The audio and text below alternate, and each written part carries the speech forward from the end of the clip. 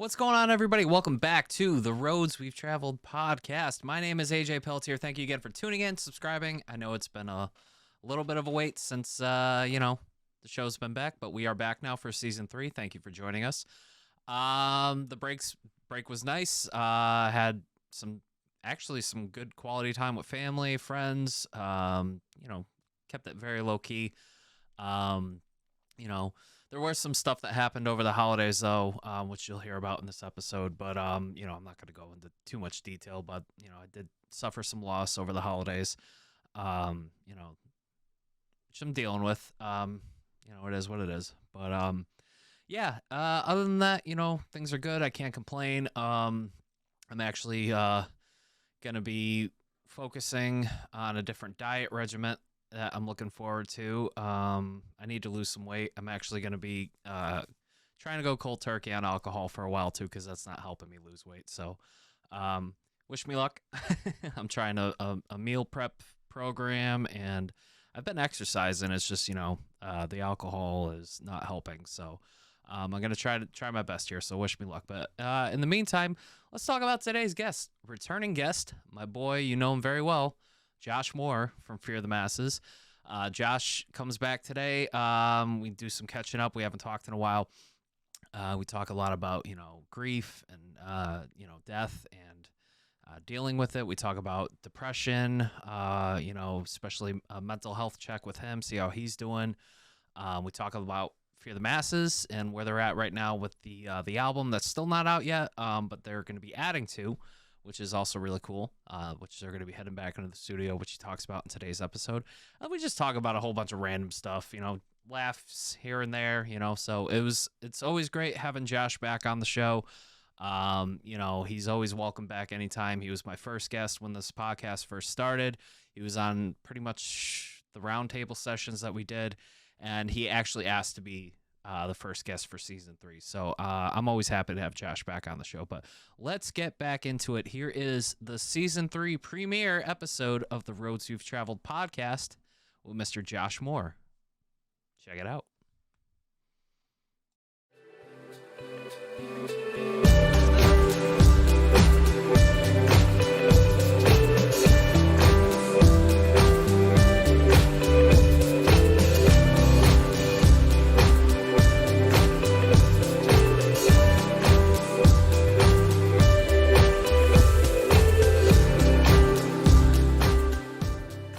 Welcome back, everybody, to the Roads We've Traveled podcast. My name is AJ Peltier. Thank you again for waiting so patiently during our, hiatus for the holidays. Hope everyone is doing well. Hope everyone had a great holiday season and a great new year. I know we're still living in that COVID time frame right now, but it looks like we've peaked as a country finally. Let's cross our fingers here. But we're back with season 3. And I couldn't think of a better way to kick off season 3 than having my boy come back to the show, returning guest, Josh Moore of Fear the Masses. Josh, how are you, buddy? Yo, what's up? Yo. What's going on, man? How you been? Chilling. Yeah? You got the whole, all of the COVID stuff obviously makes the music side of things a little bit more difficult, but especially the whole Transformer variant that started shutting things down all over again. So Yeah, we're talking Omicron here. Yeah. That's why I call it Transformer. It definitely sounds like a Transformer. Whenever I think of Omicron, I just think of fucking Futurama. Futurama's good. Yeah. Yeah. Futurama's good. Omicron, Persei 8. I forgot about that. That's funny. Yeah, I've just been calling it the Transformer. Yeah. Oh, there you go. But yeah, man, other than that, I'm just chilling. It's just working a lot, doing the whole thing. Yeah, same. Yeah, I mean, my holidays were if we're gonna get into it, by the time this episode airs, it's already gonna be a couple months or everything like that. But I'm sure you saw on my Facebook that my boss from my main job passed away. Yes, I did see Um, that. yeah. For my listeners listening right now, my boss, I've worked for him for almost 4 years now. He was battling leukemia for a number of years, and once the Omicron variant really ramped up, we had COVID break out throughout my shop, and mostly everybody got it, including him.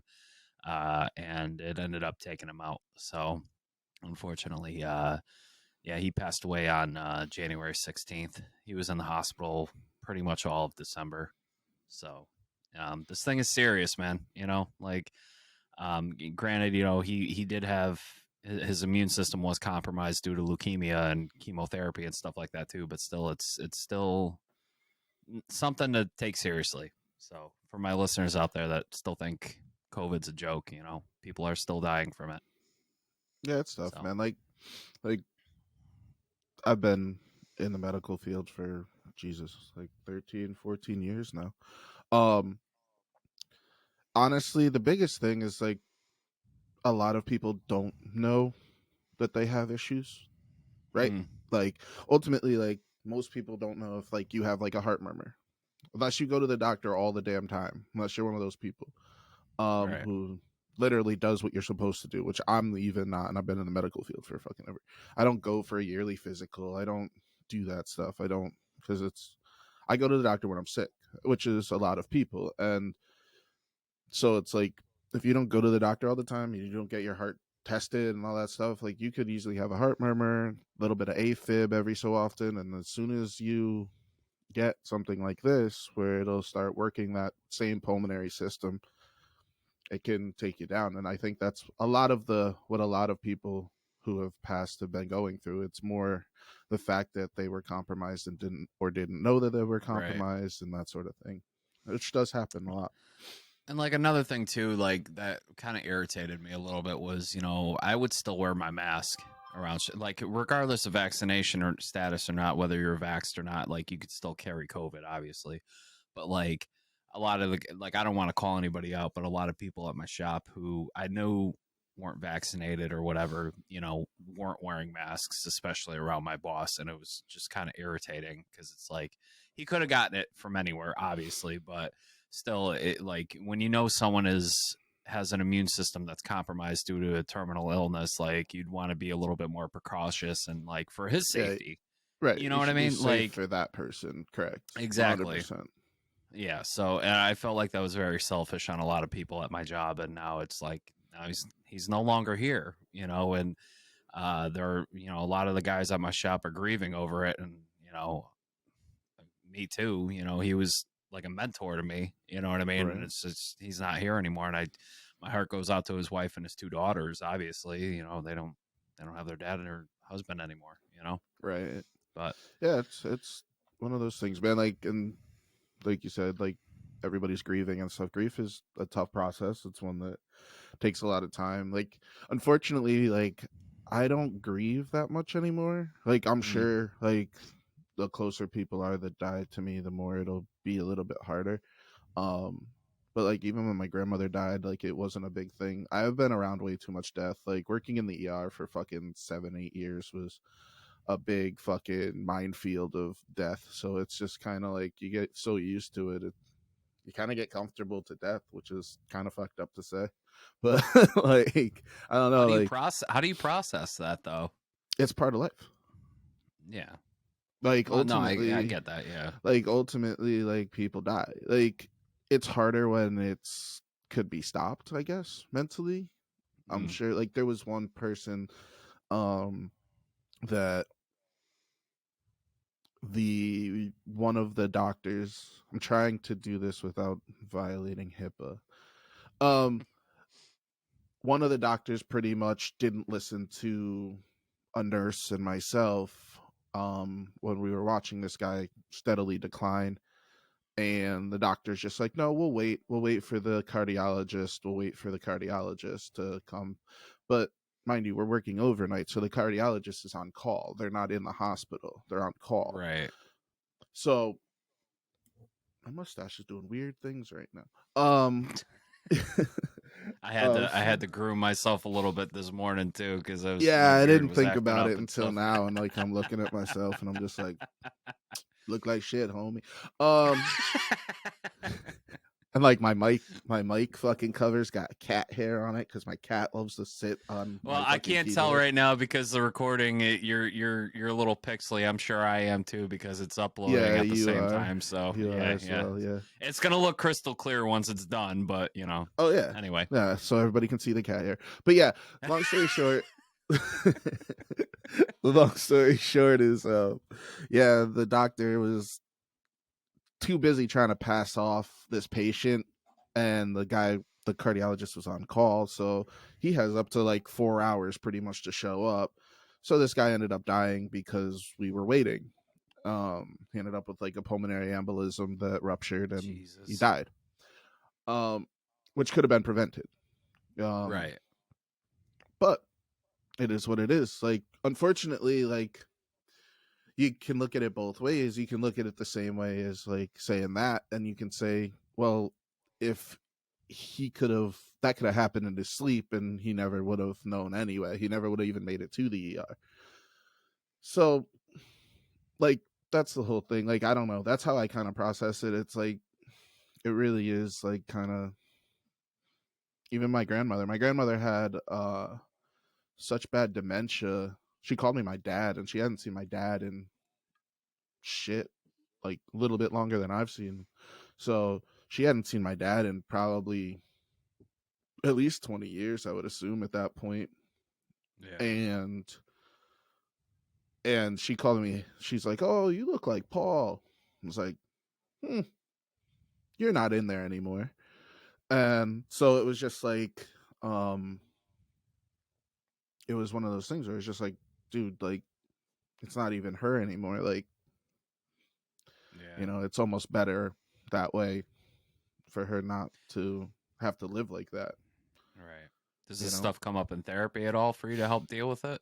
No, No.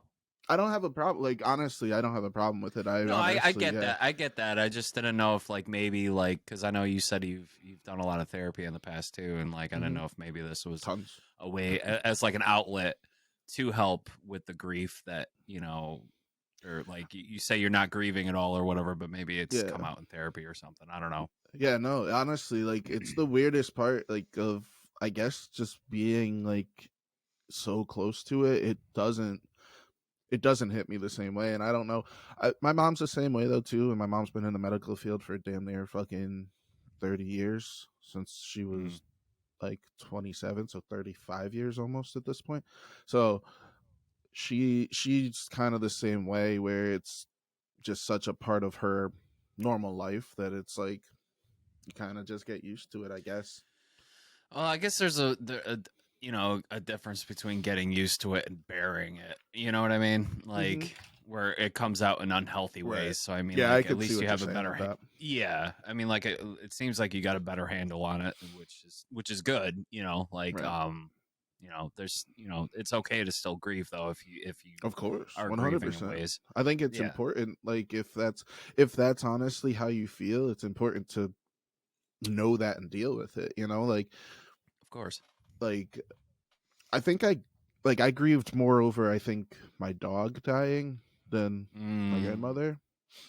And I think a lot of the thing with animals is more, to me, just their actual length of life is so short yeah, that maybe my brain doesn't process it the same. But yeah. It that's was that's that's kind of yeah. that thing in me. It was something that I just heard on a podcast recently. It was like this person was considering getting a dog for the first time in their life, her and her boyfriend. And you know, she never had animals. Her boyfriend has had animals his whole life, et cetera, et cetera. And then the thing was, you're essentially buying heartache. You know what I mean? Like It really feels that way after you've had a yeah. couple animals. Like, it does feel that way I for mean, I sure. had this discussion actually with Bob, aka Knob from OFNR. Actually, just last night we were streaming, and they were talking about their cat, And they're like, yeah, I think after this cat passes away, they're done with animals for a while. And I'm like, I don't think I could ever be done with animals because I'm such an animal lover.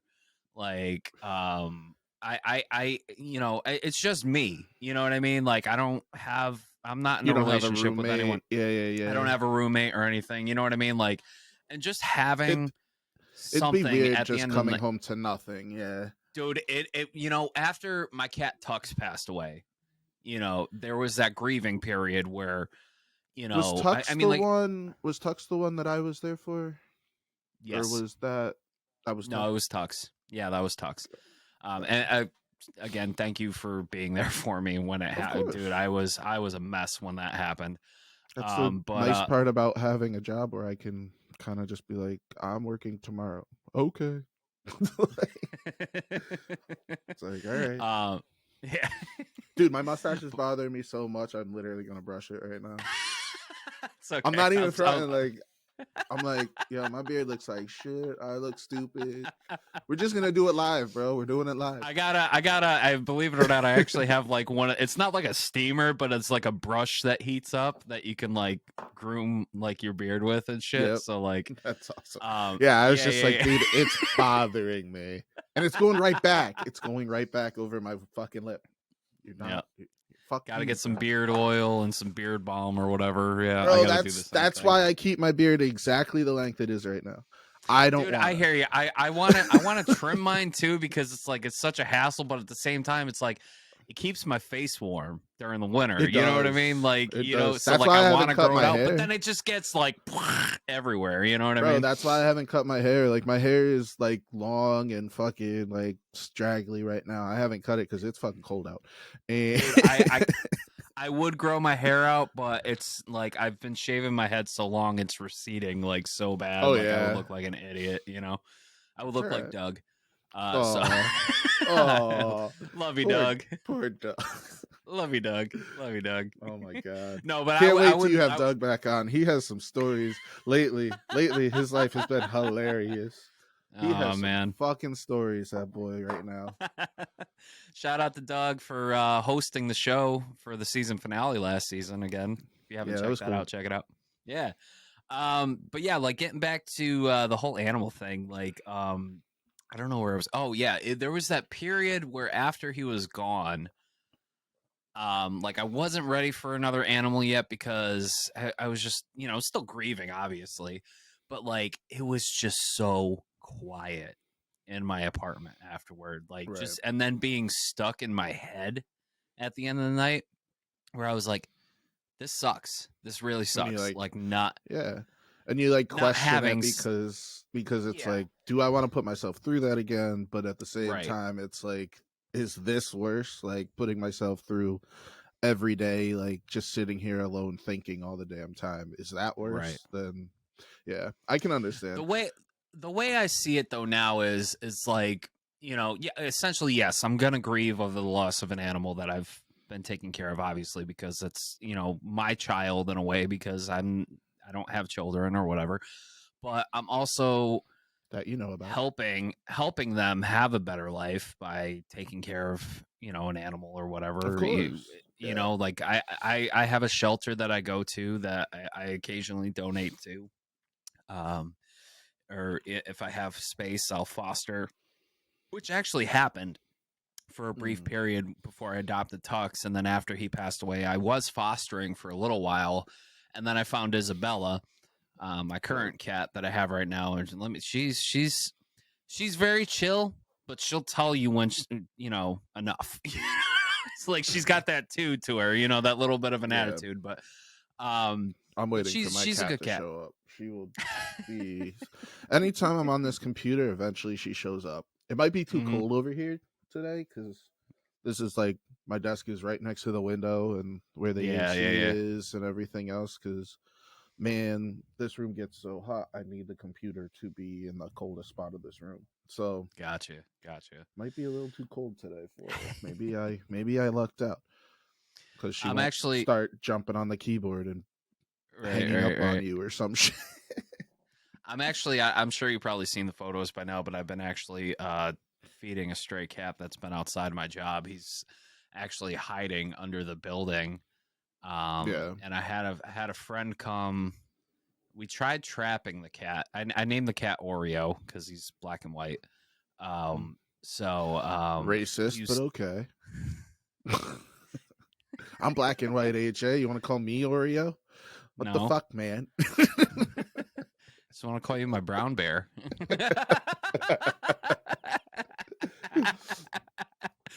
Oh God, Scrubs reference, love it. No. So I've been feeding this cat and everything. We tried trapping it, and it was too smart for the trap because it got the bait out without getting caught in it.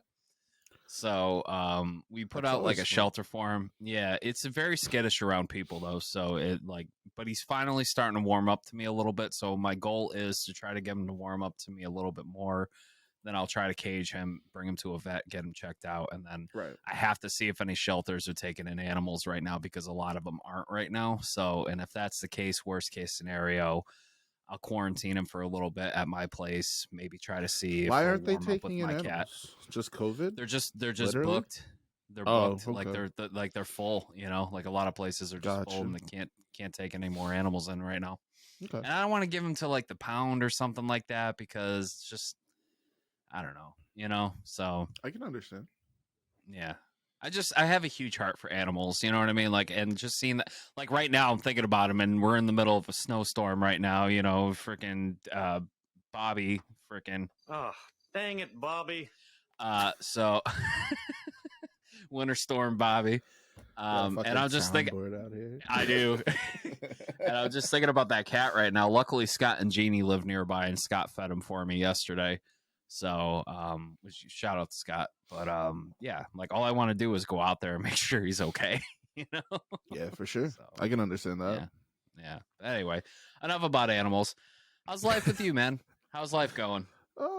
It's all right. Just, you know, working. Like literally I'm working. I'm trying. You're still working 2 jobs? Yes. I'm just trying to save money, man. Like that's the big goal for me right now is save money to try to get that food truck and that's right. Open that up and start that because my credit sucks, you know. So that helps. How far to get a are you away from credit? How far away are you from reaching that goal? Far, pretty far. Yeah. Like it'll be a couple years most likely.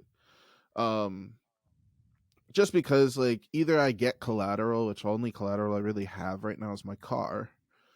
So I either get the collateral for it, or I have to put down like 10 to 15 grand to, you know, put down onto a $60,000 loan so that they know I'm actually gonna try to pay them. You know. Banks and such, the whole thing sucks. Like as far as that, you know how that shit is though. Like financially, like poor people aren't allowed to try to do things in this country. It's fun.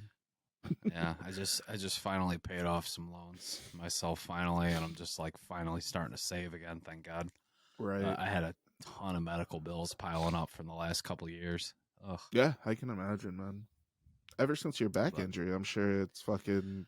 I mean, the back injury thing got pretty much taken care of during the whole frickin' workers' comp thing. You know, I didn't really make anything off of it, but it's, you know, now it's kept settled. You out of it. Yeah. Yeah. And now it's whenever it flares up again, I have to take care of it. And not only that, I have glaucoma. And I was in the hospital last year for panic attacks, not one night, but 2 nights. Yep. Mainly because my skin broke out and I was covered in hives from whatever the fuck they gave me that night. So I think we talked about it last season. I don't know. Maybe, I might have been with Blue Rivera too. Blue was like, "Oh, you never had more perfect, luscious lips." And I'm like, "Yeah, I really had those DSL lips, bro, that night." That's awesome. You gotta laugh, you know what I mean? You know, but. No, that was scary. And it was just even funnier going to the hospital for the second night. They're like, "Oh, you know, why are you back here?" And then I pull my mask down, and my lips are like huge. Like, oh my god, okay, we gotta get you in. Yeah. Are you having any breathing problems? No, not yet. Like, Yeah, that's why I'm here. Like, yep. So, yeah, man, that sucks. Like, yeah, I've been yeah. pretty, like, I've been pretty lucky, knock on wood, as far as like medical and everything else. Like, I really haven't. Like, I tore. No, that was like 3 years ago. I retore my meniscus and my PCL. I remember. Yeah, I was like you 3 were years limping ago. around and stuff. Yeah, but Yeah, we went to Five Guys that one time, and you were in crutches. yep, that was fun. Yep. I mean, the Five Guys was fun. The crutches wasn't fun. But I'm so No. like, the more I think When about it's it, not like, going to Five Guys, not fun. I mean, you're Yeah, getting a for real. delicious cheeseburger and banging ass fries, you know? For real. I man, like since like high school, I've been on crutches like 6 or 7 times. So like I don't know. Maybe I'm too used to crutches now, but I'm pretty good with them. So Yeah. it's not the worst thing in the world. Just ultimately, like the pain is like bad. Like our new guitar player Nick has just had his ACL repaired. I did see that. Nick is Yeah. actually going to be a guest on the show, and so is Derek. Awesome. So, Yeah. Yep. Nick they're both is going to be on Nick in is the next couple excellent. weeks. Nick's a good kid. Derek, meh. But Nick is cool. I love Derek. I love giving him a hard time. He's a fucking good kid, man. He's a good kid. You They're guys both seem really like you cool. have a really solid lineup now. You know, everyone seems. I've been seeing you guys post a lot about like, you know, with the virtual sessions. You know, you guys are using Guitar Studio or whatever. Yeah, we're using to like Guitar get stuff Pro. done. We're using Guitar I'm sorry, Pro, which Nick is like some sort of wizard on. Like he literally, we can like play him an idea, or Doug can like kind of like scat an idea, and like Nick will be like, okay, hold on, and then he'll just put it in there, and it's in, and we have like the basis for I might a new need to song. I might need to contact him then because I do have Studio Pro and I have no idea what I'm doing. I don't even know how to play guitar very well, and Dude. I'm trying to write a record.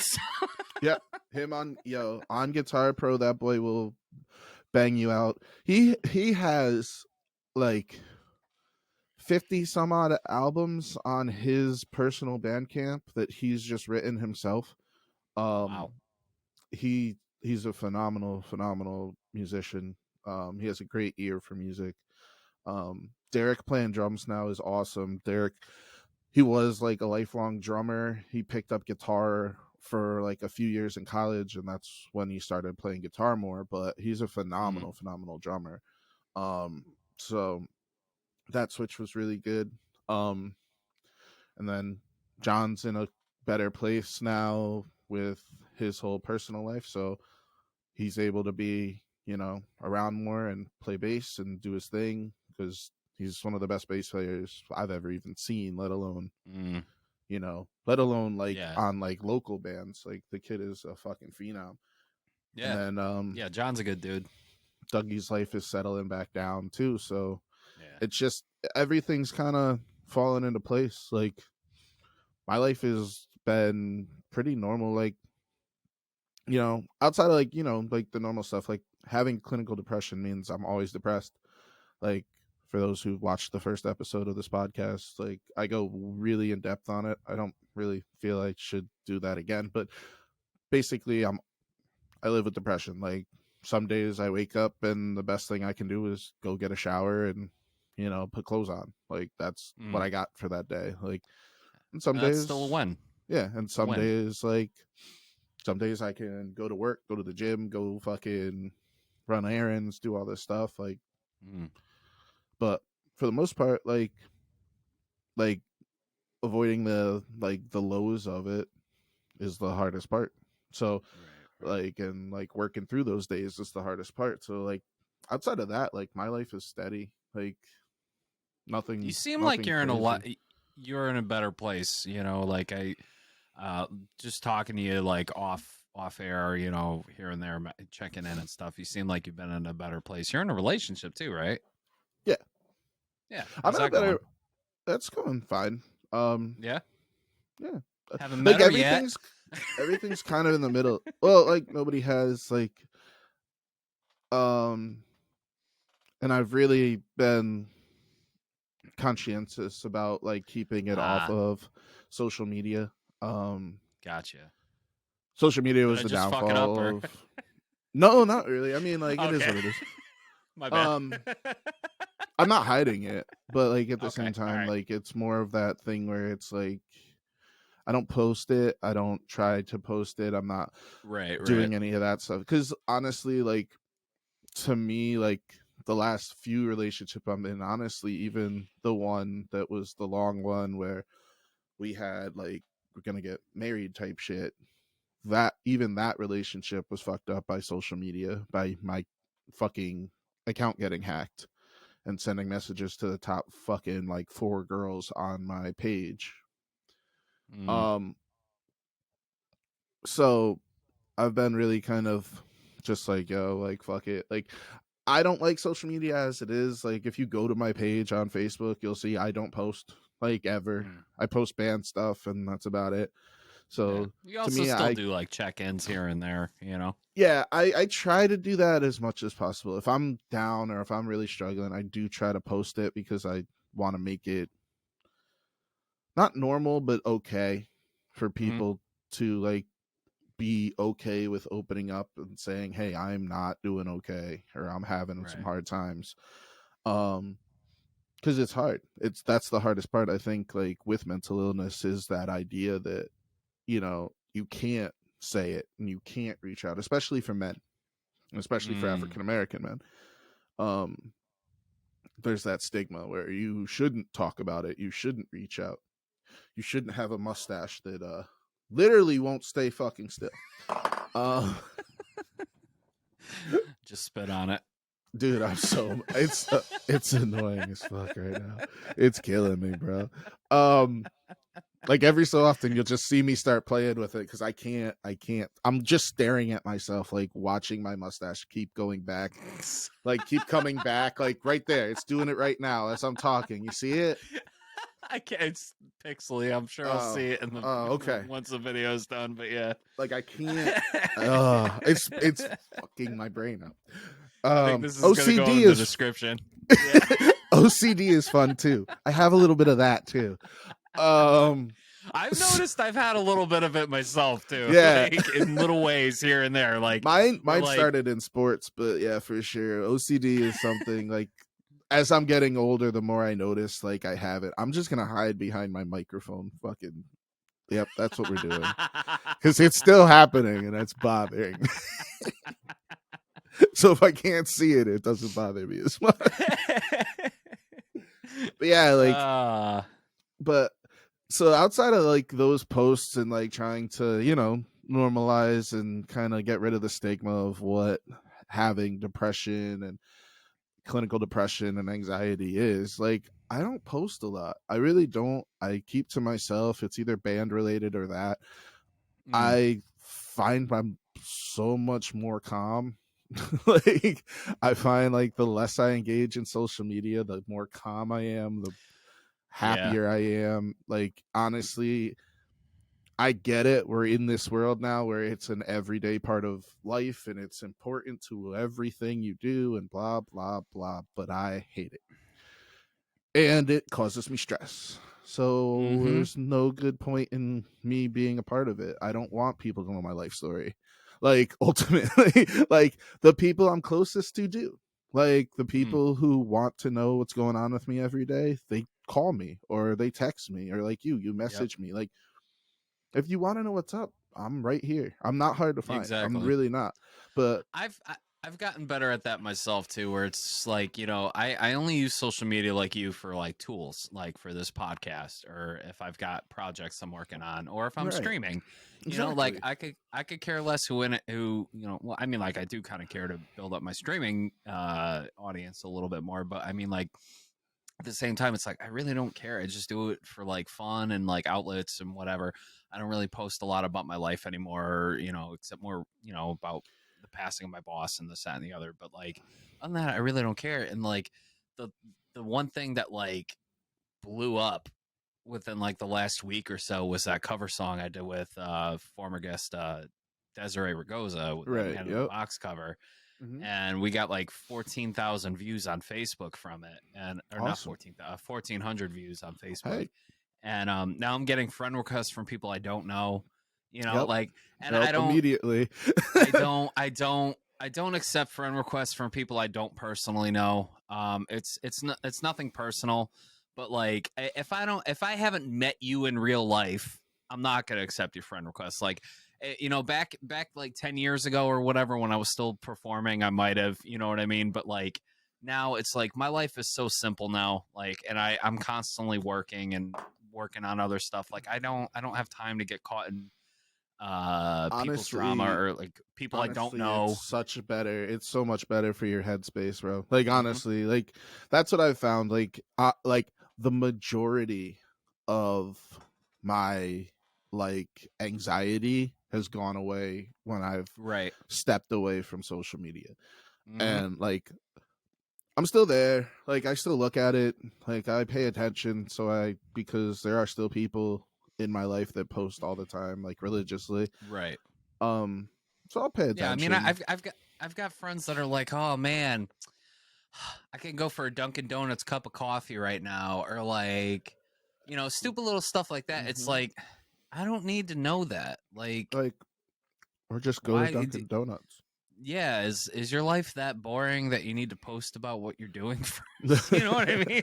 Like it's hard, man. It's I'm one of not those judging, things. but it's just like it's like one of I those think things where like, people did got you really addicted need to to take it. 2 seconds out of did you really need to take 2 seconds out of your day to tell me that you're hankering a cup of coffee or something? Like, it's Right. just go make It's a cup of coffee. Like, I do honestly think people got addicted to it. And they it's did.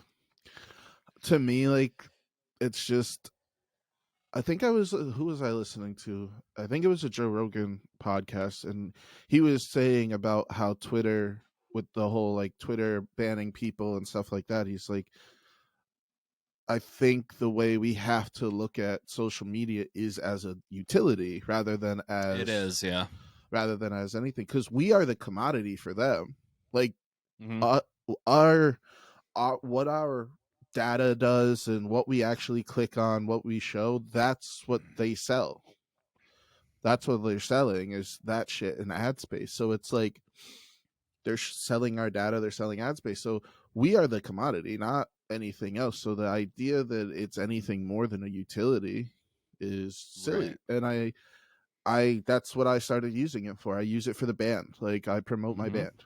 Like you want to Yep. go on my Facebook, you're gonna see Fear the Masses stuff. Sorry, Exactly. that's what you're gonna see. If you want to, hang out, call me. Not hard. Text me. Yeah. No, like I'm not hard to like. You don't have to, or check out the band page and you'll know if I'm playing a show that night. There you go. Exactly. Like, Yeah. like My I my like my it a mine lot is more. mine is weird because it's like between streaming and podcasting, I get a lot of ads for like microphones or like interfaces and Yep. PC products. And then, like, of course, I'm a nerd too. So I'll see ads for like action figures, like fucking Spider-Man here. I saw this Spider-Man Nice. statue and I said, I have to have it because I love It's that video cool. I like game. that So one. Yeah, I like yeah. that one. Yeah, Kevin doesn't like it that much, but Kevin's cool. He said it's a weird outfit, and I'm like, shut up. It's the it's the one he made himself. The Scarlet Spider. Yeah. Fucking what was I gonna say? I don't know. Oh, Something my about social media. yeah. No, my I've knocked my algorithm into dog videos Ooh, cat videos and for me, but yes. dog videos, jujitsu videos, and like weird drumming stuff. I don't know why I've been finding all these drummers that just like they just are nuts and it's cool to watch. Like this one guy Derek showed me yesterday, dude just flies around. He does stuff that I didn't think you could do. Like he's playing Slipknot with one hand. And Joey Jorgensen's one of the best drummers that ever walked this planet. Yeah. Yeah. God, I So can't believe he passed away too.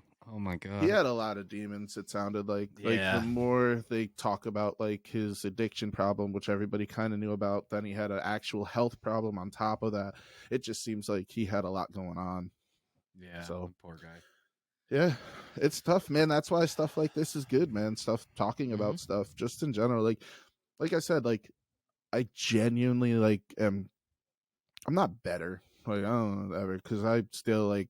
There's still You're ev- managing. yeah. Like I still Yeah. get the once a week like suicidal thought, like because it's part of Yeah. my unfortunately disorder. But it's there. I I mean, know it. I'm not gonna lie, I do too. You know what I mean? But Yeah. like, I'm managing. I'm medicated. I mean, I'm not Right. ashamed to say that I'm medicated because I had to be. I got to a point where my anxiety was overwhelming and my depression was overwhelming to the point where it was pushing me to suicidal thoughts and Yeah. very close And to actually pulling the honestly, trigger on man, it. You know? yeah, and honestly, dude, certain medications, like, so long as it's the right medication, that's what's important.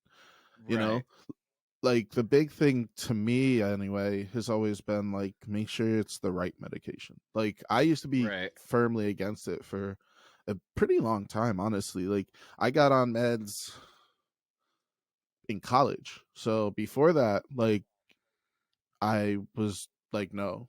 Like, I would tell my therapist, no, I'm not Right. doing meds. I'm not. That's not something I'm ever going to do. Um, don't push them because I'm not a big medication guy in the first place.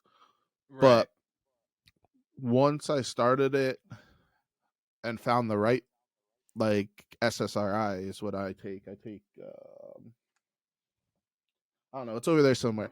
Um I once I got on the right med, it's so much different.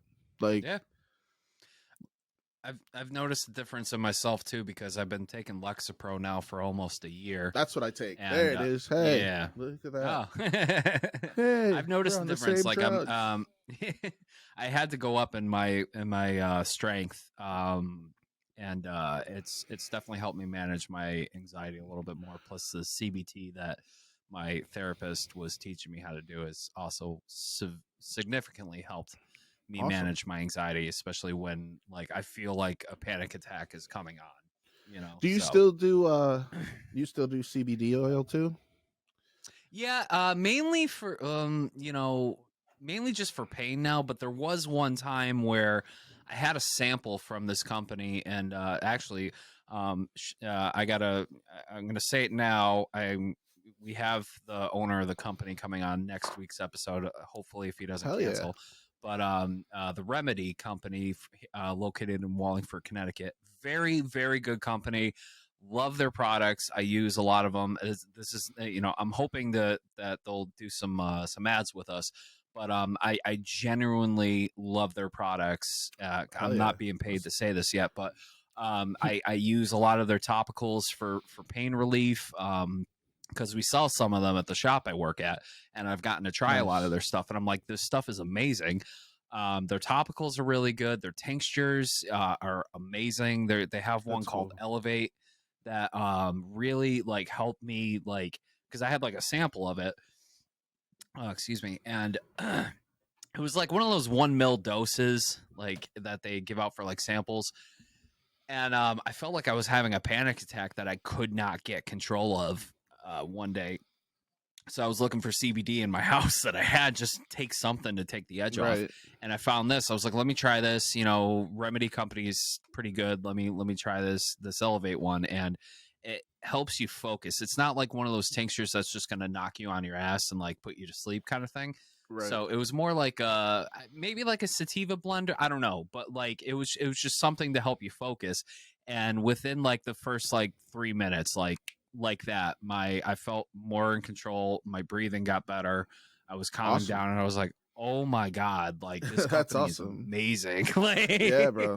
I use it um for my knees.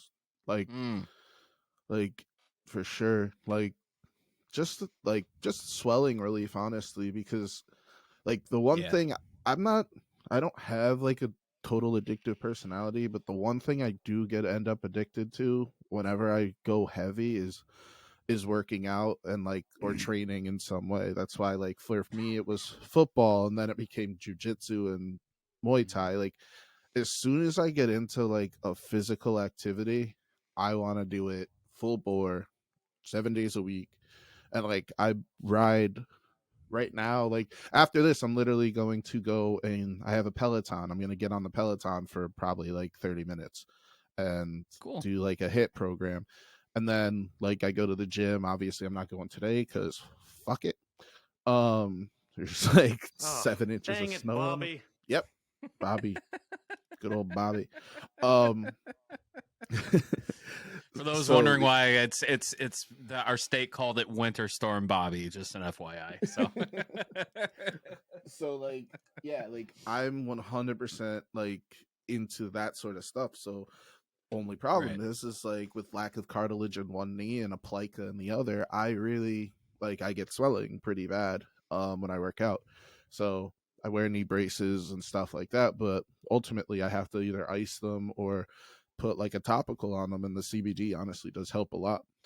yeah, I mean, like I would definitely check out this company, the Remedy Company. They have two I that are definitely really love good for their pain. and Mm. I I'm all about supporting local businesses, so that's dope. Oh, absolutely. Yeah, and like there's no like weird after smell or anything. Like they actually like do a lot of like herbal and organic ingredients with their CBD to like bring out like their sore muscle rub that I love religiously. It smells like peppermint. Like Oh, dope. it's just it smells so good, and then their soothing butter is also really good too. So Yeah, man. definitely it shed it like when I was it last year or the year before? Might have been last year when the weather was changing. My back was fucked up for like a week. I remember that. Yeah. Yeah, and I tried some of it because we had a sample of it at work, and then I ended up buying some soothing butter, and it took off like 3 days of back pain for me because I would have been laid up for like a week and a half. Right. Like I definitely had to call out to work for a couple because I couldn't function, Right. and then I had to get an injection done, which fucked me up even more. And I started using the soothing butter that they make, and it took days away from my pain and brought my swelling down and everything. And I was like, oh my god, like, Dude, that's dope. I cannot recommend CBD enough. I mean, like, it's different for other people. I'm sure we're going to talk about it on next episode when Alex is on. The benefits of CBD and stuff like that, because there's a lot of I don't know about CBD, and this guy knows everything. Everything. But so and it works different in other people. Sometimes it doesn't work for people, but a lot of the time it does work for people, and it's just amazing that we have cannabis that's should be legalized on a national level, and so many health benefits to it. And like now that we're like we might actually see it in our generation finally fully legalized. But yeah, I mean it's definitely that's a interesting topic in general. Just the idea that like it now that they actually did testing and have seen that there are medical benefits, like how they can still try to keep it like a Schedule 1 narcotic style thing. Like I just the whole thing is just so weird to me, but we'll see. Yeah, I mean there's even benefits that it prevents or even helps treat COVID, like that have just recently come out, and I'm like, why are we still criminalizing this? You know what I mean? Why is this not?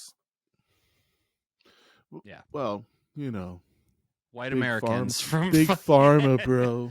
Big pharma, and then we got to think about the equality too, because I mean there's tons of people that have been wrongfully jailed for possession of marijuana that should not be in jail, like yeah, well just, that's a whole don't get me started. I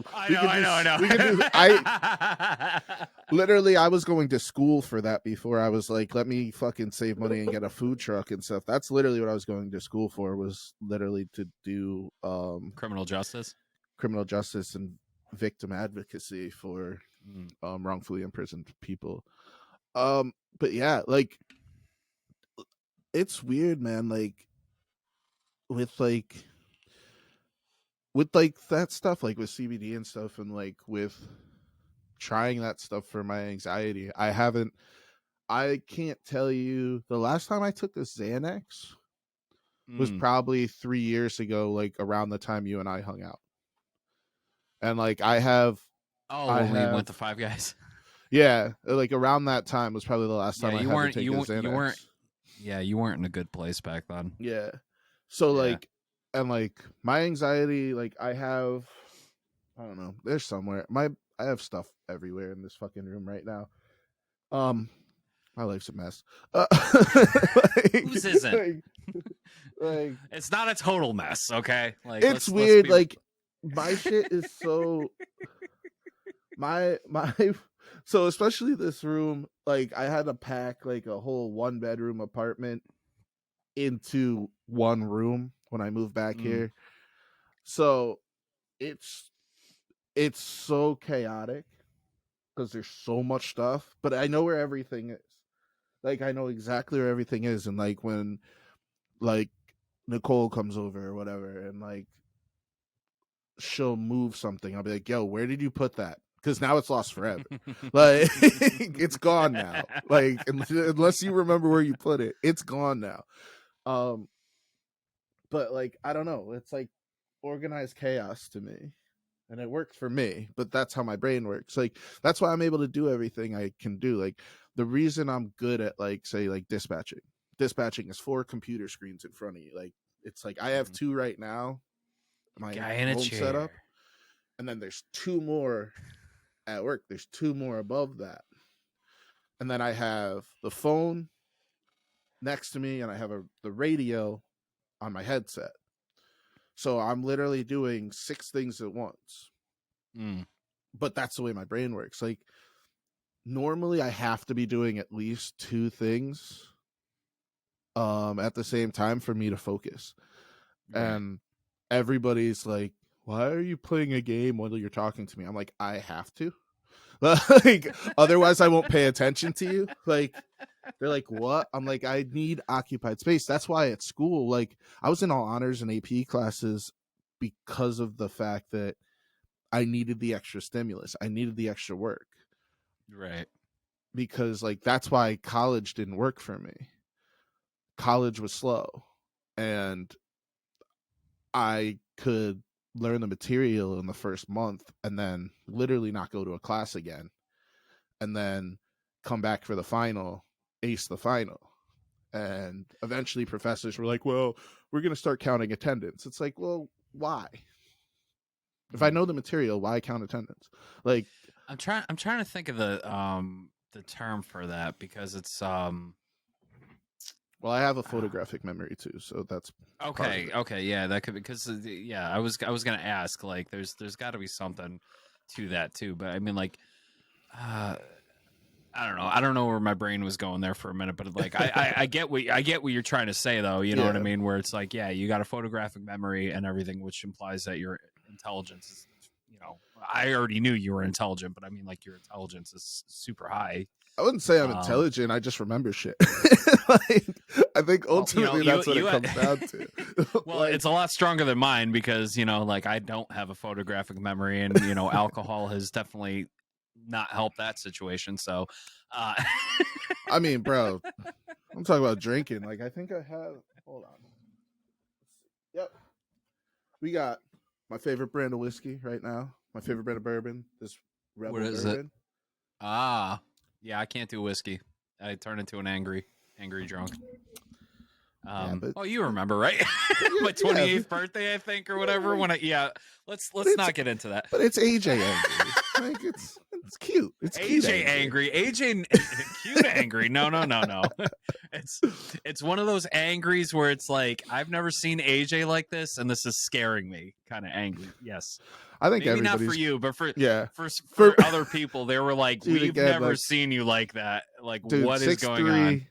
Being 6'3", 300 pounds and trained like to fight, being a purple belt in jiu-jitsu, all this other shit. Like, I don't get afraid. I would very not much. take you on. I would not take you on. No, full like even if I was angry drunk, you know what I mean. You know what I mean. If I looked at you, I'd be like, I think that's the why one. Am I mad at you? Like, like, I would not fuck with you. You know what I mean? I think that's the one thing in my life. Like, I have like some semblance of like sanity over. I think everything else, like, my brain fucks with so much, like between the depression and like the like self-loathing and the anxiety and all that shit. I think the one thing that like it doesn't do that with is like I know I can handle myself if shit goes to the side. Like I know how to Right.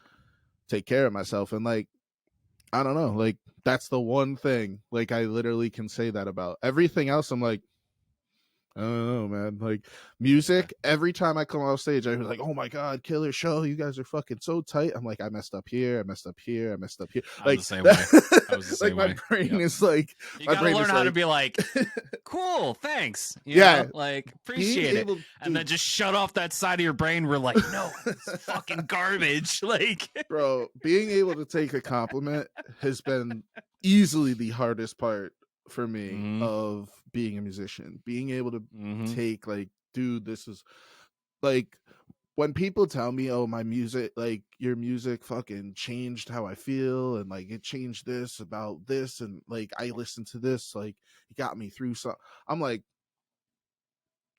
okay, like I'm sure, thanks. like yeah, I like pudding. like when there was this little kid who came up to us like at the room, back, shout out to Vern and Laura. There was a little kid who came up to us at the room and was like with his mom, and his mom's like, "Hey, he lost his t-shirt of yours and he's really sad um about it." And Mike Castro just whips out a fucking marker, grabs a small t-shirt and just signs it and gives it to the kid. And like that was like, then I was like, hey, what are you doing? And then we all sat down, we all signed it for him. That's and cool. like stuff like that is like unreal to me that happens. Like it's hard for me to fathom it. And it's again, it's something like when you have like severe depression like I do, like you don't think like you can, I guess, have that effect on people, I guess is the way to put that. Like you don't think like, I don't know, maybe it's just how my depression works, but like I get what you mean. I definitely have that like self-loathing in me. Like I don't believe in myself. I don't think I'm good enough and all that shit. I definitely have that. And that's something that you and I need to both work on, is training your brain to like it's something it's one of those it's one of those things where it's like, you know, you have to wake up every day and you have to be grateful for something.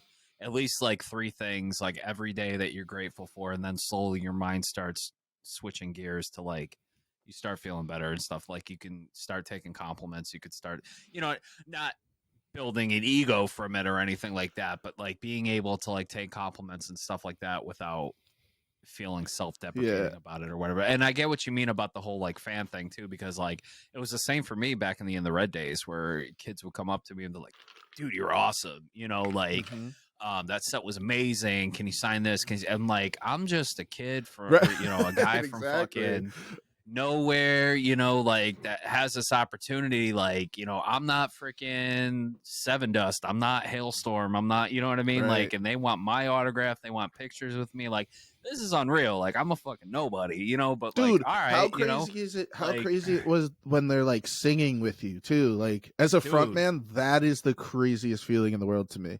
Like, yeah, that they know the songs and they I'm know like, your oh words, my they God. know what you wrote, they know dude, it's such a weird feeling. And it's like I miss it. That 100% mentally fucks with me. Like that is probably the biggest one. That's one where I'm on stage and I hear it and I try my damnedest to tune it out, because I'll just stop. Like I never made it easier stop. for you either at the local shows, and I'm singing along with you. Of course not. Now I try to, because I've seen you play 100 times. Of course, I know your songs. I would hope so. Jesus, it's only been like 13 years of us knowing each other. I hope God you fucking know something by now. Like, but dude, it's so hard. Oh, by the way, like one of those memories came up on Facebook. I think it was, you guys had your album release. That was, I think, our second show together. Your album release at Diamond Lils in Waterbury. Oh my God, that was such a terrible show. one of those memories came up. I was like, Jesus, that was fucking forever ago. Yeah, it was. It was one of those shows where it was like we did better on like from like Hartford on, where like we would be able to pull more people, but like we tried like my area in the valley, and it just wasn't a good turnout because not a lot of people came out. But it was just one of those things where we had to try to play somewhere else to see if we could try to get more people, but you know, it didn't work out that well. So we had two release parties. We did one at Diamond Lil's, and then we did one at All Stars when All Stars was still around. I remember All Stars. But yeah, like me too. That fucking man, that's such a weird, like I said, like it's a cool confidence boost, but at the same time it reminds me a lot like that how insecure I really am, like how much depression has beaten me down over 36 years of life. Dude, like I know that, like you literally like you can't take a compliment without getting weird about it, you know? Like, exactly. Like I'm like looking at the kid, like I'm trying to smile and be like, thanks, man. Yeah, awesome, man. Thank you, brother. Like it means so much. And in my head, I'm like, dude, you are so dumb for thinking I'm good at something. Like, and it's so hard to not be that person. It's so hard for me. And like obviously I'm good. I'm much better in high school. I was literally bad at taking compliments because I wouldn't do it in my head. Like now, like I process all the bad shits in my head, and outside I'm, yeah, man, dude, so thank you so much. Hey, we got merch, we got this. Like, look us up, make sure you're following us, come to our other shows, blah blah blah. I'm like that person now. Right. In high school, like when I would do like I did like the musicals and stuff and all this shit, and people would be like, yo, that was fucking insane. Like, I didn't know you could do that, blah, blah, blah. And I'd be like, dude, I sucked. Like, that was awful. Like, and I would say it to them. Yeah. And like, I would say it to like younger kids who were like, dude, I can't wait to come to the high school and do that. That was fucking sick. But it would also but then that would like contradict them and make them feel like shit. Right. You know what I mean? Right. And like, that's why like I'm happy that I could get to this place where I like mentally I'm like, yeah, like, okay, like I can do it in my head. I don't have to outward like self-deprecate type shit. Right. But at the same time, like that's still the hardest part for me is like is that aspect. And like it's funny because like everybody thinks like when they first meet me, everybody I guess feels like I'm standoffish and shit. Because my face, like it's just how you do have resting. Yeah, you do have resting bitch face. 100%. So I mean, 100%. I definitely do. I'm also like a big giant black guy, so that. Yeah, I'm you know. That you went there. I wasn't going there. So you should have. You should have. Why? Because why? Because I'm bald and I'm white and I look like yes, because you shave your head and you're white. Yes. I have to shave my head because there's no hair up there. So. But like between that and like, it's always funny to me. Like Vern, I guess Vern was like, "Yo," I remember this story. Like Doug tells the story all the time that Vern came up to him and was like, "Hey, can you talk to your singer for me?" And Doug's like, "He's fine. Like, he just seems like that." Like, because he's a big teddy bear. Yeah, I'm a very nice person. I just don't. Yeah. I don't approach people. Like even like my girlfriend. Like we worked together at Nope, not gonna say where we worked. But yeah. I was gonna say. I was like, are you really gonna? Yeah. Yeah, because she still works there, so we're not gonna say. Okay. But but it was years ago. It was like 6 or 7 years ago now. Yeah. So we worked together, and she was like, "I thought you were cocky." I was like, "Why? Because I don't talk." Like, nothing about me is cocky. Like I said, the only confidence I really have is in my like ability to beat somebody's ass, and I don't do that. Like, I walk away from people rather than fight them. I have no interest in fighting people. Yeah. Like, so like this idea, that was the funniest thing to me, is like people like have these opinions of me because I just don't talk and I kind of just will sit there in the corner and like watch things. Like, right. but like people, I guess it's like just don't understand like that concept of like I'm so in my head about every little thing. Mm. Like if you see me right before I go on stage, I'm like pacing back and forth. Like I'm literally pacing back and forth. I can't stay still. Doug fucking laughs every single time. He thinks it's fucking hilarious.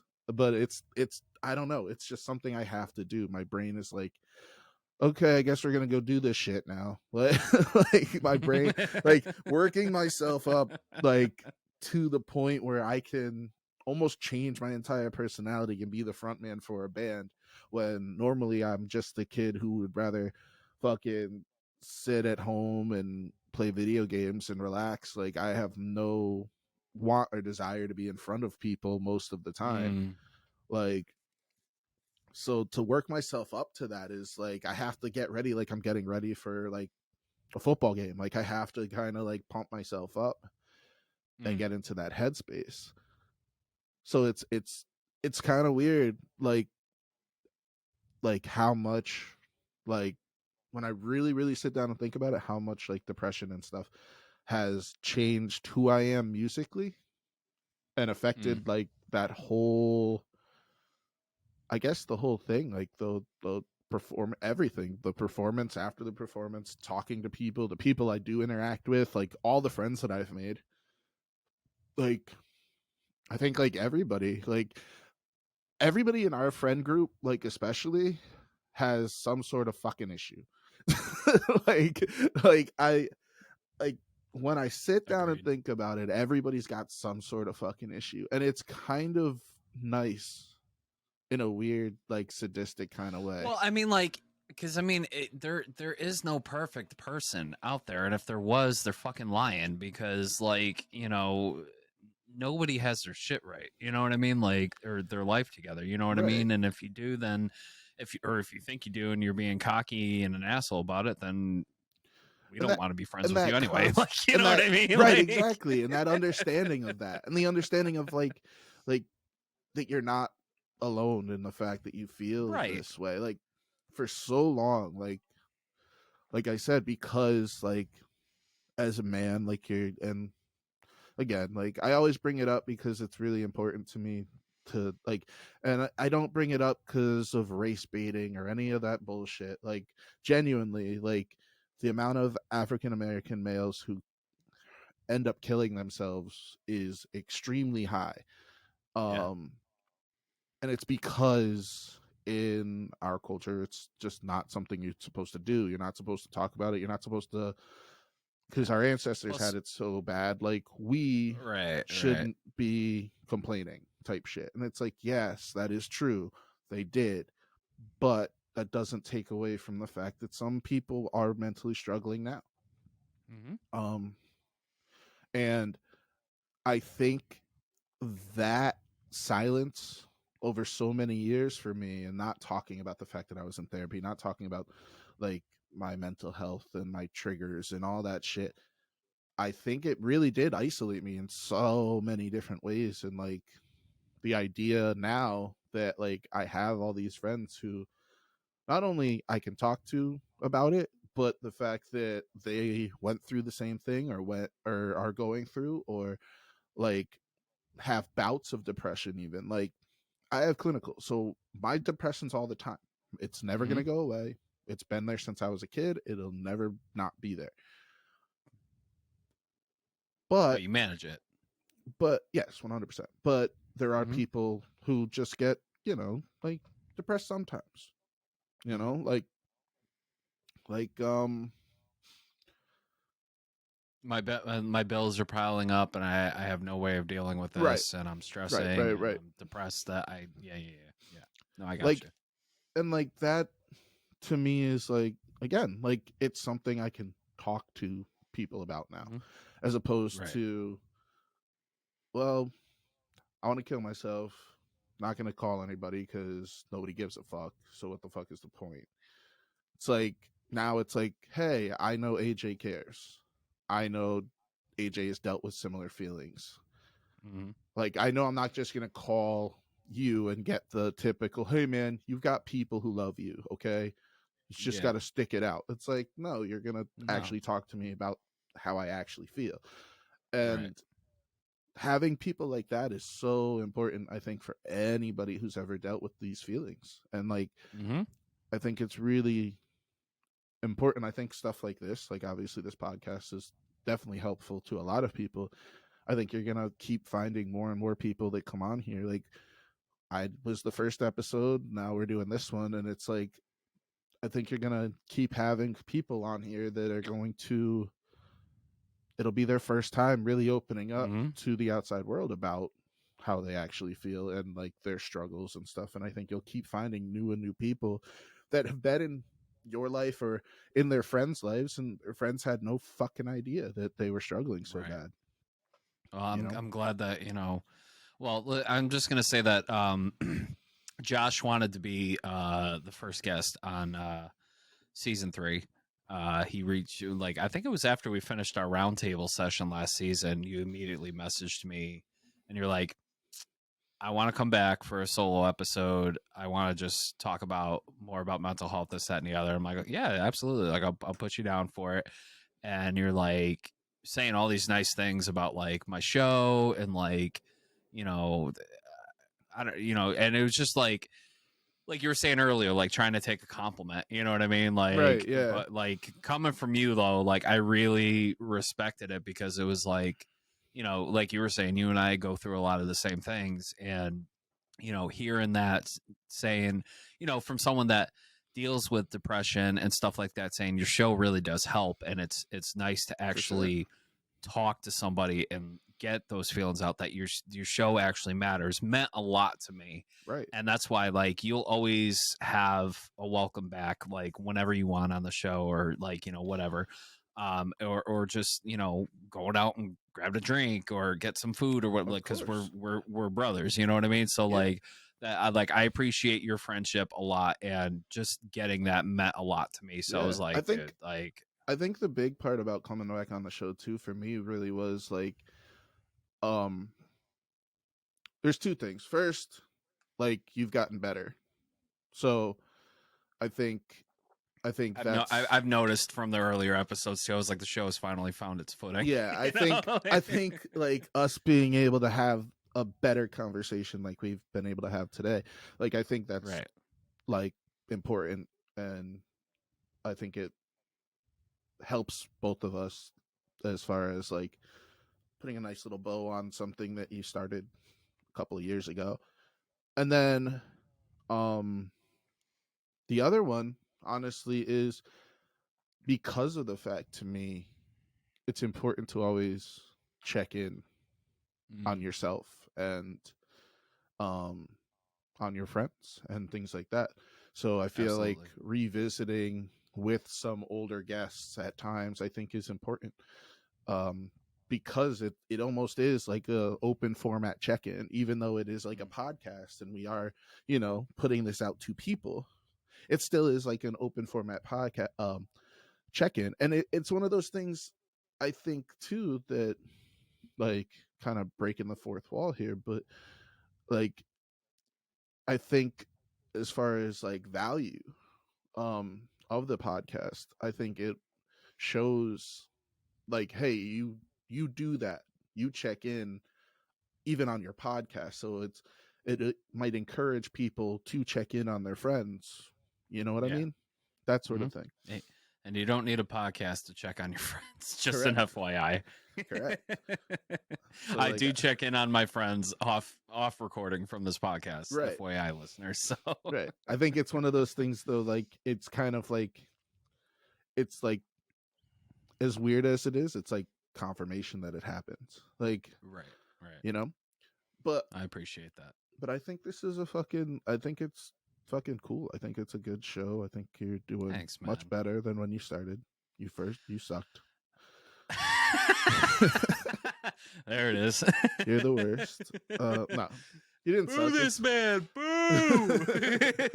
You didn't suck at all, but it was like, it's hard, man. Like, because at first, I think the big mistake a lot of podcasts make is trying to format it too much, trying to okay, this is what we're going to talk about. Make sure we're like here at like the 5-minute mark. We're going to go to this segment, and we have all these Yeah, plans. I never wanted like a time limit or anything. Like I had a Right. general idea for like a time frame, but like I've always been good at having bullet points, and like if we're getting off subject, like maybe kind of driving it back a little bit. But like my idea as I got better with it was like I want to let the guests talk. Like I'll bring up a topic, but like I want them to like do their thing and listen and just me chime in and Right. I whatever. think like You know what I mean? Like branch off of it. I So think what makes good to me anyway. I mean, like I'm sure there's plenty of people who watch or listen to other podcasts that do a bunch of different things and have way more formatting. I really just like open conversations. Like I think they're genuine. I think that's where you get the Same.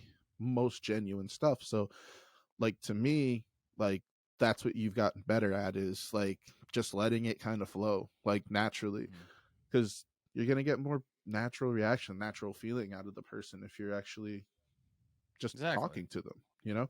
It's fucking, and I think we are able to do that now better than the first episode. That's the worst sentence that I've ever crafted in the history of my life. But I was trying to get there and I fucking didn't. Words kept coming out. We took a couple detours and we stopped and saw some pretty flowers along the way. So, you know. I was like, why'd you say that word? Okay, how does that? What's next then? Like, oh my God. Sometimes, man, my brain is faster than my mouth is, and we're just doing a whole different dance. Well, let's talk briefly about Fear the Masses before we start wrapping it up here. Sure. You guys are writing new music, but you also have an album that you're still sitting on that hasn't been released yet. What's going on with that? So the big reason we're still sitting on it is because all of the songs we're writing right now, we have 3 that are done. Like, and like 2 that are I just have to write lyrics for. So we were like, we might as well.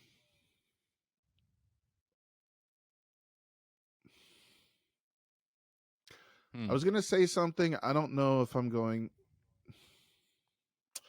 Yeah, I'm not gonna say, but the other part. Right. But we might as well go ahead and put these on the album. So instead of doing like a 6-song, it was going to be a 6-song EP for Regime Change. It's going to be 10 to 12. So it's going to be a full length album. It's going to be a full length now. So that's what we're going to do. We're going to go back in with Nikki Belmore. Shout out to him and his awesome fucking recording studio. We're going to go out there. Dexter's Lab. We're going to go out there and Nick, if you're listening, I want you to come on the show. I've been trying to get a hold of you, but I know you're a busy guy. If you have time, for sure. You know, we're gonna go out there and fucking record 4 to 6 new songs that we have, and we're just gonna fucking bang them out. It's crazy to think about, but like that's why we haven't really put out anything new. We put out Tipping Point around the whole George Floyd thing because I had written that song years prior, right? 6 years ago about Eric Garner. That song is about somebody completely different who died fucking saying I can't breathe, being choked by a cop. And it happened again. And so I was like, we have to put this out. Like it means too much to me to not put this out. Right. So we got it. We had Nikki master it and finish it up for us, and we just put it out. But that's the first single off of what will be the Regime Change album. So nice. That speaking of that song, summer, I think I did share that with my friend Meredith Bell from Palace Burn, because they had a similar song called "And You Wonder Why They Kneel," which dealt with about the same subject. So I shared Tipping Point with her, and she was like, "Holy shit, I love it!" You know, so like she She's the She was the season 2 guest, the she first was one. on what the fuck song? Licking Cream with Lejean, right? On that Seven Dust song. I don't Is know. that her? I don't know. I'll have to check that out. But she has sang on stage with Lejean a few times, mainly just other Seven Dust songs. But and she also sang Chris Jericho's theme song with some the hell was that? I heard a ding somewhere. Dude, there's some noises happening outside my window too. So I don't know what's going on. It sounds like a fucking like hurricane, but apparently there's snow involved. I don't know what the fuck's happening. I'm gonna look outside later and like the whole world's gonna be gone. Yeah, my landlord's been having fun with his ATV and his plow. So I had a notification. That's what it was. So yeah. Anyway, yeah, no, she sang Chris Jericho's theme song I saw along with a choir. Yeah. So she's done a lot of big things. So she's awesome. Listeners, definitely check that out. What's that? She's fucking dope. Oh yeah, she's dope as hell. I love Meredith. I would love for her to come back on the show. But anyway, so that's cool though that you guys are making a full length album. I'm looking forward to that. Yeah, that'll be with this. Hopefully this summer. Like that's the Sweet. hope is this summer. We're gonna get back in the studio probably next month or early March. We have a couple of really big shows in March. One, I might as well announce it here because I know we're recording it, so it's not like and this will be out on March 7th. So. Yeah, so on March 18th we are playing with Drowning Pool, Head PE, the rescheduled show, and nice. El Nino. Yeah, on my birthday. Dope. So that'll be a fun like little birthday show for me. Everybody come out and enjoy yourselves. Enjoy yourself, bitches. Enjoy yourself. Oh, it's a Friday night too. I might have to do that. Yeah, that'll be a fun one. Sweet. And then we're playing out at the, I don't know how to pronounce this. I think it's Proust or Proust. It used to be Altones out in Jewett City. Oh, right. They're under new management now, right? Yep. Dwayne and gotcha. A few people have done an insane job taking that over, redoing everything. I did see, yeah, it looks great. Dwayne's busted his ass, I know that. So I big shout out to him. We're playing there with our boys in Inverter. They're excellent dudes out of like the Boston area. They're dope as hell. They're a fun band.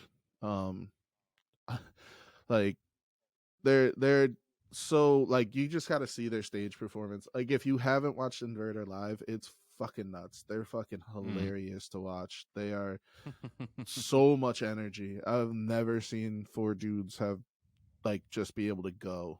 They just go for the whole half hour. They're nonstop. That's cool. Playing with them, Carried by V, and another band I think yet to be announced. If it's been announced, sorry, I did not see it. Or Carried by 6, not Carried by V. Carried by 6.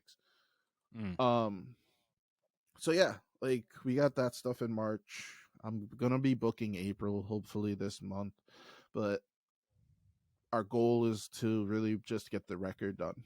That's our big goal, and we've decided we want to throw a big ass party for it. So we're gonna do because it's been so long and stuff, and we've met all these fucking killer bands and all these great people along the way. We're literally trying to do like a 2-stage show at like Cherry Street this summer and just throw a big festival for it. Like do 15 or 16 bands and just go balls to the wall. Oh, you're going full Cross and Rubicon, no less than everything release, huh? We might. The reason we're doing it that way because we thought about it this way. We have a big following in Providence area, Rhode Island. We have a big following here. We have a big following like in like parts of Massachusetts. So it's like we could we could either do 2 separate releases like in different, or do separate releases in different areas, Or we could just have one big one, invite all the bands from those areas to come in and be a part of it, you know? That'd be And dope. if we do like 6 or 8 Connecticut bands and 6 to 8 out of state bands, like I think that would be our best bet. And then this way, like everybody can meet at like a central location, and like the bands from not from Connecticut can kind of come down and see how we do things in Connecticut and how cool this scene is. Like I think we do have a really cool Connecticut scene. I think a lot of people, it got lost along the way with COVID and stuff. I think a lot of people would benefit from being able to see it firsthand. That sounds amazing, dude. I'm looking forward to that. So, Same. Before we wrap things up, I'm gonna make a couple of announcements, or plugs or whatever. Yeah, well, not really announcements, but and we're gonna leave. We're gonna try something new this year, this season with our guests. I already talked to it with Josh beforehand, but we'll leave off with that. But I just want to thank everybody again for tuning in. We are back. Season 3 is officially underway. Thank you for being so patient and returning. It's great to be back. We're I'm slightly more grayer in the face, so I've been seeing more gray hairs come in lately. So it is what it is. I'm just getting used to getting older. The entire side, like I'm getting fucking. What's the reporter guy from Spider-Man? I'm getting like J. Jonah Jameson. Yeah, I'm getting those fucking gray patches on the side of my head, just like that motherfucker. Reed Richards. Yeah, Reed Richards, Fantastic Four. Getting all of that stuff happening right now. See, at least you get that. You know what I mean? Like I'm getting like long strands of grays in my beard. Those are the only grays that I'm like, oh my! And I'm turning like, we're recording this on January 29th. I'm turning 35 next week, and I'm like, oh my god. Shut up, dude. I'm turning 37. You know what? I'm turning 37 in March, bro. I'm already in my mid 30s already. Like, I don't want to hear this. Like, yo, you're a baby. You're a baby. I just don't want to hear you. I am 5 years away from. I'm 5 years away from 40. Okay, bro, I'm not. I'm spring 3. chicken anymore. All right, like I can't hang with these young kids anymore. I'm not asking you to do that. I'm asking you to stop complaining because I got 2 years on you, homie. So I don't want to hear it. I don't want to hear it. All right. Anyway, thank you again for tuning in. You can follow us on YouTube. If you're watching on YouTube, hello, how are you? Hit that like button. Hit that subscribe button to get notified every time we drop a new video. Like videos like bonus content that we did during the break. You can listen to myself and my buddy Dave, aka Grundy, that I game with. We did a full review of the Hawkeye series and Spider-Man No Way Home. Hopefully you all saw that by now. Amazing movie. Y'all should see it. You didn't see it? Nope. What the fuck is wrong with you? Been working. Like I wanted to. I just haven't gotten around to it. Just work. From what I'm hearing, it's going to be out on digital at the end of next month. So yeah, that's the only time I've seen any movies right now has been digitally, like Dune and stuff, which I regret not seeing Dune in theaters, but like saw it on HBO because I'm fucking. I thought Dune was all right. Yeah, it was really good to me. George Lucas definitely ripped off that author though. Oh, without a doubt. Without a doubt. 100%. The other bonus content was I did a song with former guest Desiree Ragosa. We covered the famous Alice in Chains song "Man in the Box." Definitely check that out. It got more views on Facebook than it did on YouTube, so let's work on that. Go check it out. We had an awesome job doing it. Desiree and I are going to do a few more covers. She also offered to help write some music for my solo album, so that's an announcement right there. Be sure to check us out on all major podcast networks: Spotify, Apple, Google, wherever you guys get your podcast from. We're probably on there.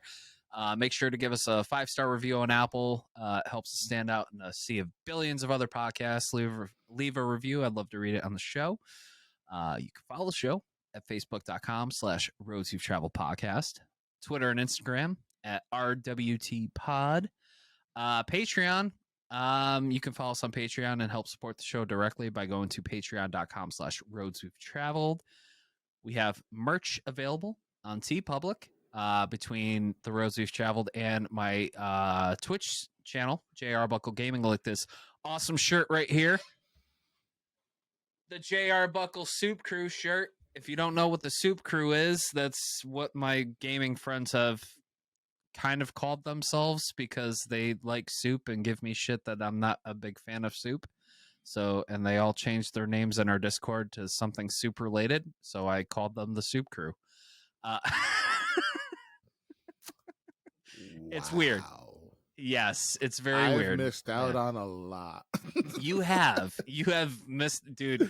I don't know why you're not in my Discord, man. Because I am. I just don't pay attention to Discord either. Like, I have a Discord, I don't use it. Like, there's bro, I'm so disconnected from the world right now. You should talk to your guitarist there, Doug, because he changed his name to Soup Duddle in my Discord.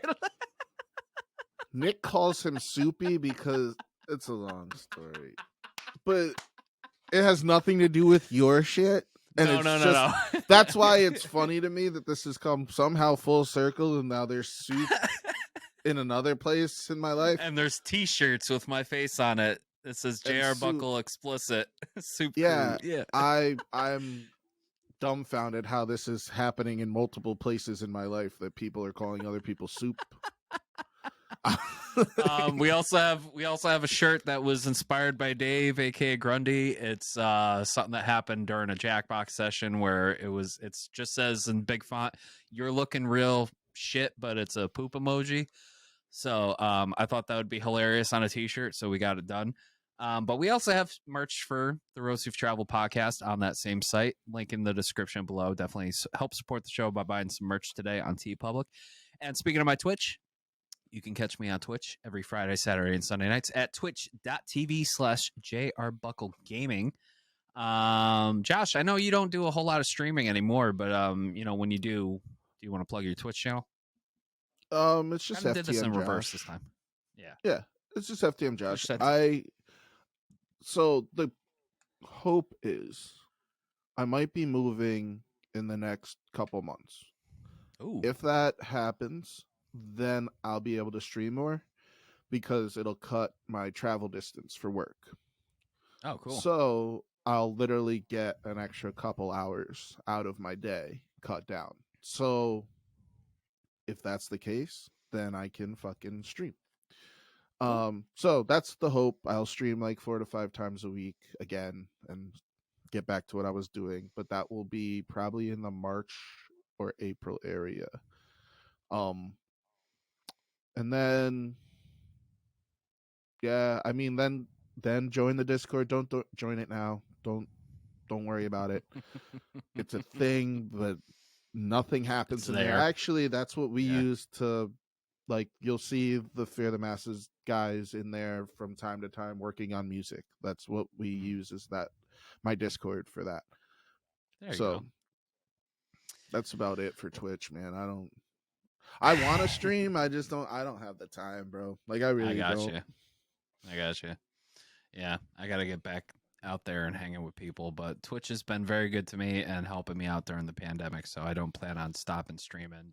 It did a lot for me too. Yeah, mentally it was so cathartic to fucking talk to other human beings. And get paid to do it. Yeah. So I made some good money on Twitch. That's why I have to a little bit here and there. Nothing major, but I have made money. So shout out to all my followers and subscribers. Thank you very much. Yeah, I do appreciate it. I've made some very cool emotes too, by the way. One of me that looks like a Canadian from South Park. So definitely check that out. Because I am Canadian, Canadian American. But anyway, and if you want to check out my back portfolio, to your country. Well, I was born here, so anyway. Boo. Check out my portfolio at www.alanmpelletierjr.com for commission work, video work, et cetera, et cetera. I am going to leave this show off on a different note. This is something that I wanted to implement in season 3 on. We'll see how it goes. But I want my guests to leave our listeners and our viewers off with a kind word or phrase. It's something that my grandfather would always say. Whenever it was his birthday or Christmas, I would always ask him, like, is there anything we can get you for this occasion? Like, what would you like? And the only thing he would say is, all I need is a kind word. And I feel that's something very powerful that the world needs more of right now is kindness, and something, I just want my guests to leave our listeners on such a note. So what do you think, Josh? What is your kind word or thing that you want to leave off with our listeners? I wrote this thing in the 8th grade that I still use on a regular basis. So probably that would be the best suited for this. I think it was in a poem, or it was a poem or a song. I don't know. I wrote a lot. Like, that's something I would do during class when I was bored because I already knew what the hell they were talking about. I would just sit there and write poetry or fucking write music. So the line is, if we all help someone, life wouldn't be this hard. And I think that for me is why a lot of the time, like, I do very little for myself. It's because a lot of my time goes into trying to help other people. And I think that we've become, especially because of things like social media, it's so easy to be selfish and stuff. But if everybody helped one person, think about how different life would be. Think about just how much weight would be off your shoulders if every person just paid it forward, as it were, and helped the next person in line. Like, I think we could change a lot, especially in the social media age that we're in. Like, social media really has put such a damper into most people. You'll see so many people just dogging other people online, and, like, instead of picking them up, like, just kicking them while they're down. And I think, like, So, yeah, you know what I mean? I think that we really have become that sort of, we've have that spot right now in society where it's really hard, and it doesn't need to be. Like, if everybody, just like you said, like, had a kind word to say to each other, pick somebody up while they're down, fucking help somebody out, life wouldn't be nearly as hard as it is. Yeah. Right? I think that's a great way to end a show right there. So be kind to each other, help each other out, and pay it forward, like you were, saying right there.